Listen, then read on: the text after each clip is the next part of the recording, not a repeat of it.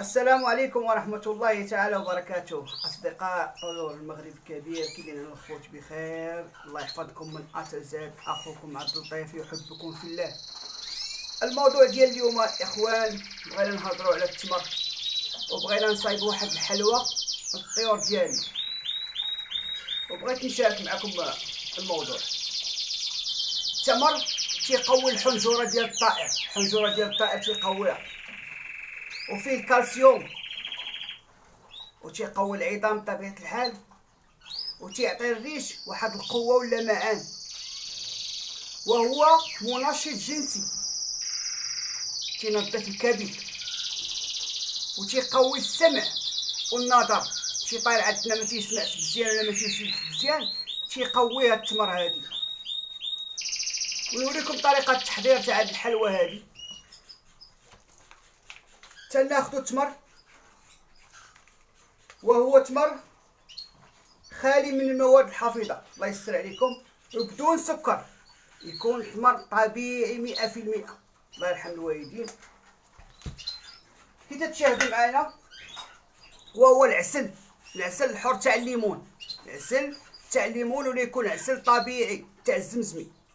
الله يستر عليكم، ما يكونش تاع السكر، الله يحفظكم. وتناخدو الزيت، وتناخدو الميلونج، كي تتشاهدوا معايا، زريعة الكتان وعديد من الحبوب. نمشيو في العملية اخوان.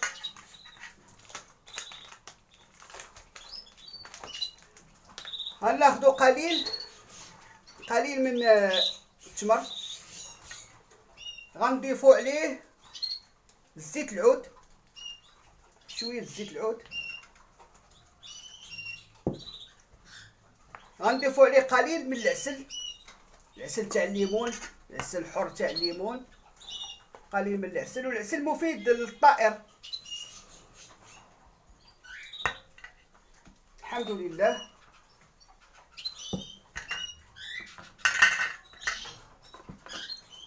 وتنشدو الخليط بحال هكا كي تتشاهدوا معايا. تنخلطوا الخليط مزيان بزيت العود والعسل الحر.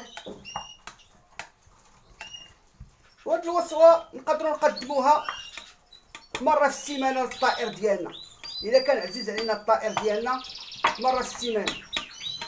وتنشدو هادي علاش يوقف الطائر بحال هاد الطريقه هادي، وتنديروا ليها بحال هاد العمليه هادي هكا، وندور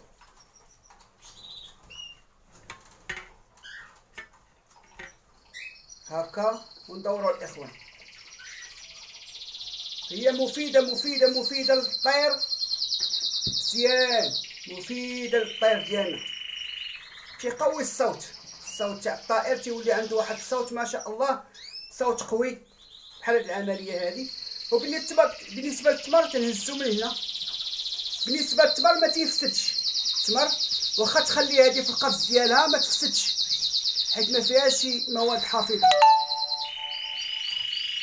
الله يرحم الوالدين، ما فيهاش مواد حافظه، فيها مواد طبيعيه 100%.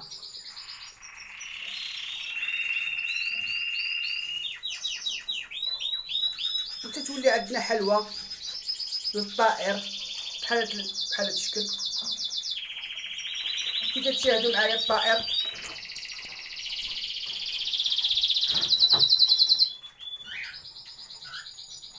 أكلة شهية. وأكتفي بهذا القدر، والسلام عليكم ورحمة الله تعالى وبركاته. أخوكم عبد اللطيف يحبكم في الله.